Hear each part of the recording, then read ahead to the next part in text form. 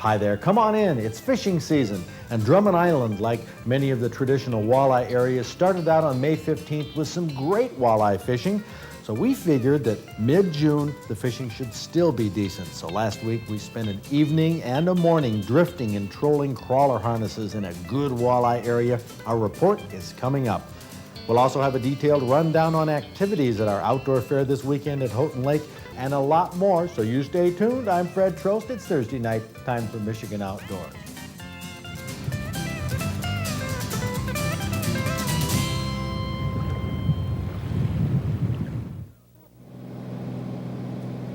Pottaganessing Bay, Drummond Island, actually a whole group of islands in the St. Mary's River between Michigan's Upper Peninsula and Canada.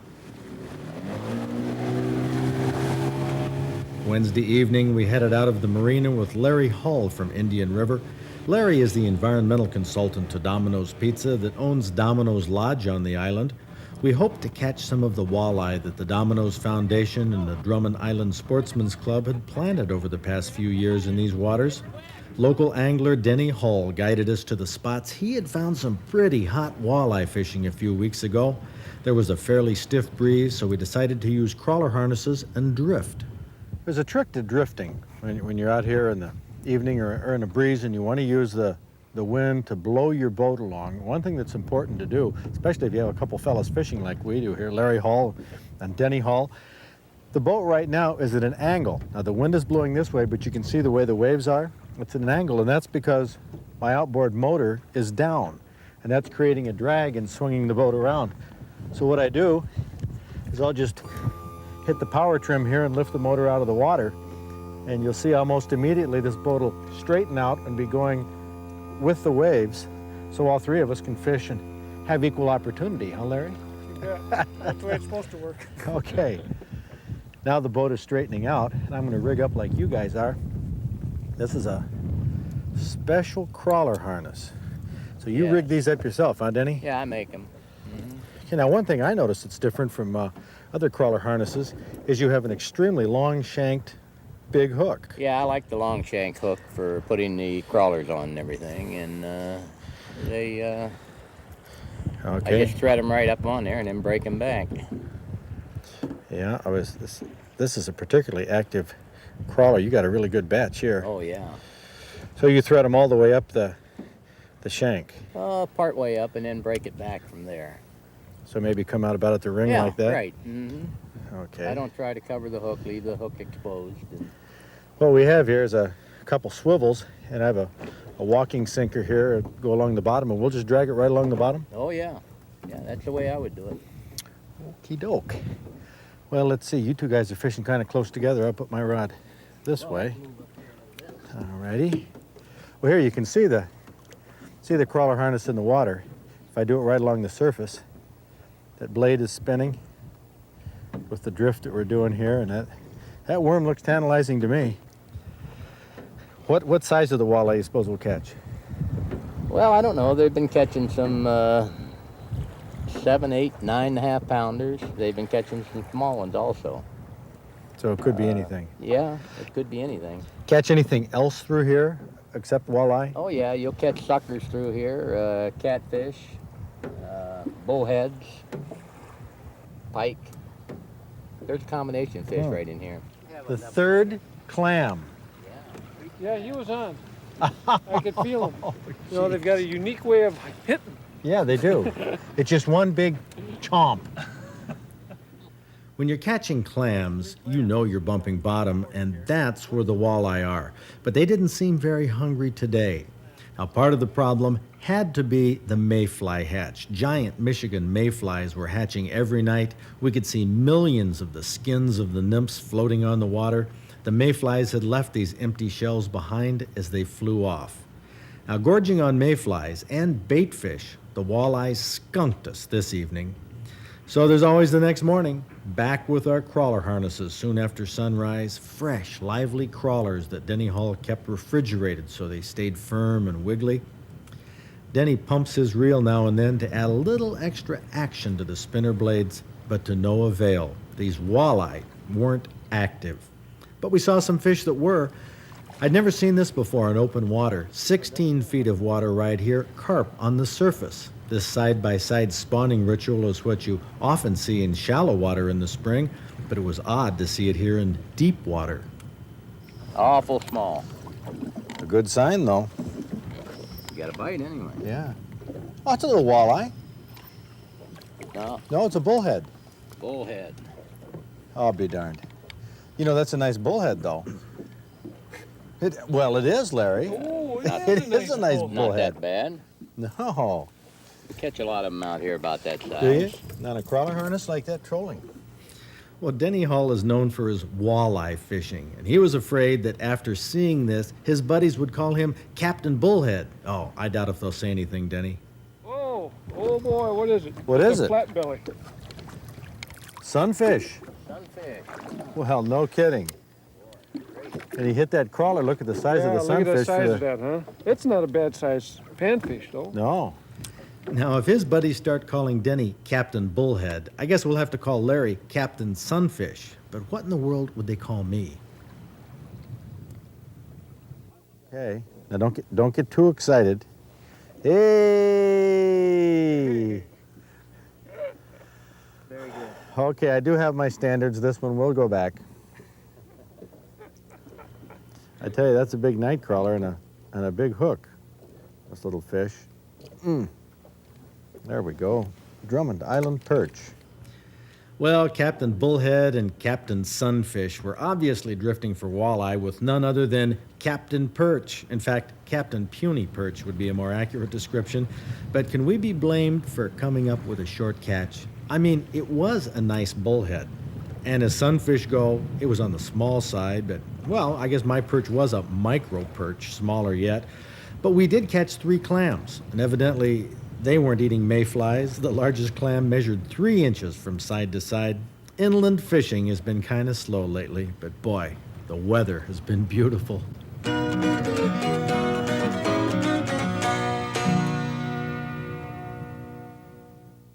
We taped that fishing trip last week, June 19th and 20th. Now, wouldn't you think the month of June would be a great month for catching walleye? Well, just for fun, I checked the computer tallies on our 1990 Moosehead Fishing Awards to see when the big ones, the 30-inch walleye or 10-pounders, were caught in 1990. Most were caught in November, 12 trophies. Second best month, January with 10. Third was July with 9. October had 8 reported.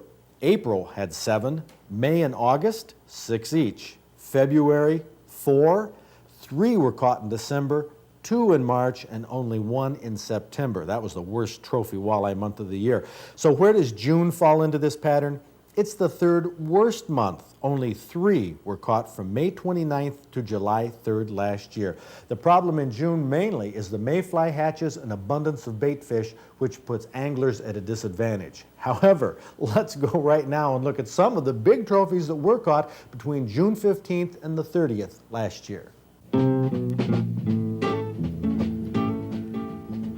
May 29th saw the last trophy walleye caught until 17 days later, June 15th, when Roger Davis from Stanwood pulled this 32-incher from the Muskegon River at 8:45 p.m., trolling a crawler harness. 7 days later, on the 22nd, Dale Odgers from Dollar Bay caught the second trophy walleye of June. He was casting a rattle trap at 10:30 in the morning.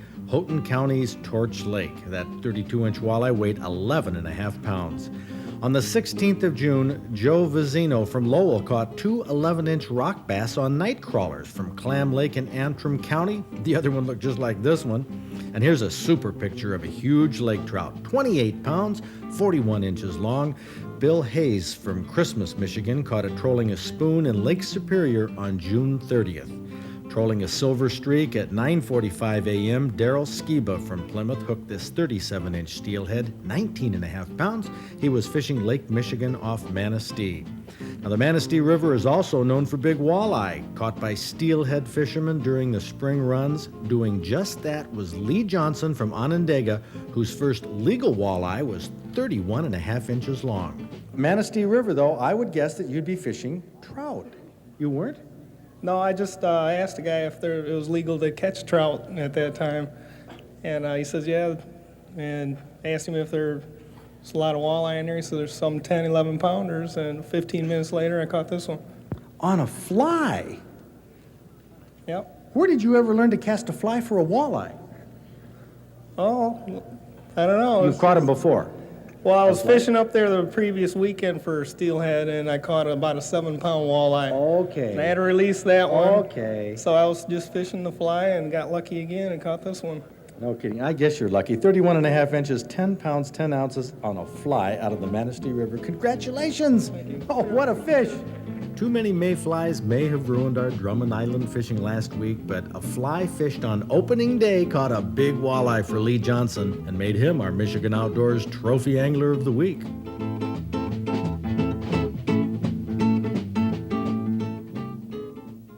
Well, the same day we were getting skunked on walleye last week, Kathy Beitler was fishing with Emil Dean out of Lake Michigan off Manistee. They caught 1 salmon, 2 lake trout, and 6 steelhead. Whoa, so things aren't bad all over. By the way, Captain Emil Dean will be at the Outdoor Fair this weekend, one of the events. So when it hit me pretty strong. I had read about women being spit upon for wearing fur coats, but they weren't attacking bikers for wearing leather jackets, and there's no difference between fur and leather. And I got upset and started talking to friends about it and saying somebody ought to do something. You know, everybody say somebody ought to do something. I said, well. Kathleen Marquardt did something about her outrage at what she felt was a fanatic and unreasonable animal rights movement in this country. She started an organization 1 year ago called Putting People First. I think it's the most effective organization of its kind in the country. Now, if you'd like to be a part of a Michigan Putting People First chapter, come to the fair, meet Kathleen, and join this very important organization. The Outdoor Fair this weekend in Houghton Lake is a very pro-hunting, pro-fishing, pro-shooting exposition because it's a function of our Outdoors Club, and the activities you see represented at the fair are why we exist. Archery activities, 3D and 2D silhouette courses, novelty shoots. The Livingston Archers put on these events for the bow hunting public, so bring your bow and arrows. Try a few long shots at the Long Bear. Hit that dime-sized bullseye 125 yards away, donated by Hackers Yamaha of Houghton Lake. The muzzleloaders rendezvous will be bigger than ever this year. Guy and Evelyn Swan have assembled over 200 folks in colonial dress who will be living in their tents and teepees during the fair. You'll see them cooking, doing colonial crafts, and at 1 o'clock both days they'll put on a colonial fashion show and a French Indian War mock battle that's a slice of American history. On the athletic field, Bob Garner, along with Bob and Alice Steiner and the Michigan Duck Hunters Association, will demonstrate retriever training. Charlie Lindblade will demonstrate pointing dogs. Arnold Welsh will have all kinds of hounds, and Marty Williams will put her sled dogs through their paces. Now, by the way, if you have hunting dog puppies, bring them for Puppy Alley. Put them on display, people love to see them, and you just might sell a few to the many hunters and families in the crowd. At 3 o'clock Saturday, the Moosehead Duck Calling Contest will attract championship callers from all over the Midwest, vying for a place at the National Duck Calling Championships at Stuttgart, Arkansas. Behind the high school, we have an array of shooting shows. Harry Reinfelder and Red Ball show off some spectacular shotgun shooting for 3 shows on Saturday and 2 on Sunday. Ron LeClaire and Norman Davy Blaker will use an array of traditional longbows to show the realistic and unrealistic skills which are portrayed in that Robin Hood movie that's a big hit in the theaters. Jim Robinson, Old Grizz, will put on 3 rifle and pistol sharpshooting shows. That's on Saturday only. He'll demonstrate quick draw and accuracy shooting that's extremely impressive. And I'm going to do a couple of shooting shows demonstrating the guns and bows I use on TV and explain why I use the ones I do. How exhibitors will fill the high school gymnasium and cafeteria. We have more booths than we've had in the past 2 years. A taxidermy exhibit by Tim Hayes, wildlife art, outdoor photos, antique fishing lures, and decoys with John Schaffner and Jim Kane. They're always eager to buy, sell, swap, and appraise your outdoor collectibles. DOC will have a Sport Vision booth with the latest in outdoor eyewear, and they'll give free visual acuity, dominant eye, and color perception tests, all very important to hunters and shooters especially. I don't like to see people get ripped off, and the more I got involved, it just appeared to me that there was a gigantic rip-off going on out there, and that it ought not to be that difficult to solve, to address that problem and come up with a solution that's workable that would prevent people from getting ripped off. I mean, if somebody wants to spend an inordinate amount of money for an ounce of deer urine or cow urine or whatever it turns out to be, that's their privilege, but they ought to be aware and ought to be made aware and have the information available to them as to exactly what they're buying. I mean, if they want to throw their money away, fine, but they ought to know what they're throwing their money away on. And so I guess if there's a single overriding concern and impetus that's got me involved in the process, it's simply that I don't like to see people getting ripped off. I don't like to be ripped off, and I don't like to see others be ripped off, especially when the magnitude of this thing, as you've pointed out time and time again, is really significant. I mean, we're talking about millions, even up to hundreds of millions of dollars, I guess, as I understand the industry in total, and it just seems to me that there ought to be a way of stopping that from happening. This past Monday evening at 5 p.m., Representative Bender took his Senate bill to the House of Representatives, where other representatives, Democrats and Republicans alike, had a chance to sign on as co-sponsors before the bill was formally introduced. Now, a number of co-sponsors signed up within the first 10 minutes, just before the legislative session began, and this was a good sign. The more co-sponsors a bill has, the more likely it is to pass. And this bill has lots of bipartisan support. Representative Bender is a Republican, but his primary co-sponsor is Representative Pete Weeks from Warren. Now, Pete's a Democrat, but he wanted his name next to the top of this legislation, so he signed it second. Second, yes, happy to be second. I think Bob Bender has an excellent bill, but certainly happy to be part of, and I'll be supporting it and working to get every vote we can get on this. I think it's a sure thing. A sure thing? How often do you say that in the legislature? Seldom. I think this one's a sure thing. Well, good. Thank you very much. Thank you. Glad to be part of it. The first names appearing on the bill under Representative Bender's were Representative Pete Weeks, Representative Jerry Bartnick, Representative Mick Middaugh, Representative Jack Horton, and Representative Tom Alley. Now, this bill is typical in that it has many hurdles to go through. We're going to be following these steps with our cameras from week to week to show you how legislation like this hopefully becomes law. Here's a great recipe that has some kind of odd ingredients that Ron Mast sent to us. He's from the Flint Bowman. There's some of his homemade venison Polish sausage, Kathy Beitler. Oh, and it's very good. It's not overly spicy. And this recipe calls for everything that kids wouldn't like. You got broccoli and cauliflower and cabbage. And butter-flavored Crisco. And that's just to kind of cook these vegetables. You don't want to fry them, but you do want to saute them just a bit. You know, Ron Mast says that his family, his kids, love I can see this why. recipe. And you're going to add a cup of water just so that all these do steam together. And then you cut your Polish sausage in little pieces and go ahead and add it. And like I say, Ron sausage is not overly spicy. It's just very, very good sausage. Well, venison, you could use just regular Polish sausage. Sure you A lot could. of different Absolutely. kinds in here. But it's particularly good with the venison sausage. And there's the cabbage. Add the cabbage, right, because you want to add that more or less at the end because that doesn't take as long to cook. And you add that at the same time as you would your sausage because your other vegetables take a lot longer. To me, I really like these ingredients. Oh, they're good together. Wouldn't you guess that Bob Garner would think this is just tops? Well, there's nothing wrong with cabbage anyway and broccoli. They're all, Nothing wrong with I mean, they're all fine eating food, especially when they're fresh and cooked up in a nice stir fry like this. But Freddie, I got to tell you, this homemade Polish sausage, this stuff is as nigh on to perfect as you can find. It isn't overly seasoned yet, and it's not fatty in any way, shape, or form. It's just perfect. In fact, here's two Polish sausages on one forkful. We're going to disappear just like that. Doggone. Well, I tell you, I love the cauliflower, broccoli, and And the cabbage. Yeah. It's like Ron says, everything in it's good for you. oh, good for you. And no surprise why it won either. That's right. It's unique, it's easy to make, and it's tasty. Venison Polish sausage stir fry. This recipe, along with all of our recipes for May, June, and July, are in the... That's the report there. I hope to see you at the outdoor fair this weekend, but at least get outdoors. It's a great place to be. See you next week. You remember that big 45-pound salmon I caught while I was fishing in Alaska last year? Well, Tim Hayes mounted that fish. It's a monster. It's going to be a part of his taxidermy display at the outdoor fair this weekend. He'll have all kinds of mounts. We'll have mounts of fish from Houghton Lake. Oh, that's just one of the things that's at the fair. I hope you can make it up there. We'll see you there this weekend in Houghton Lake.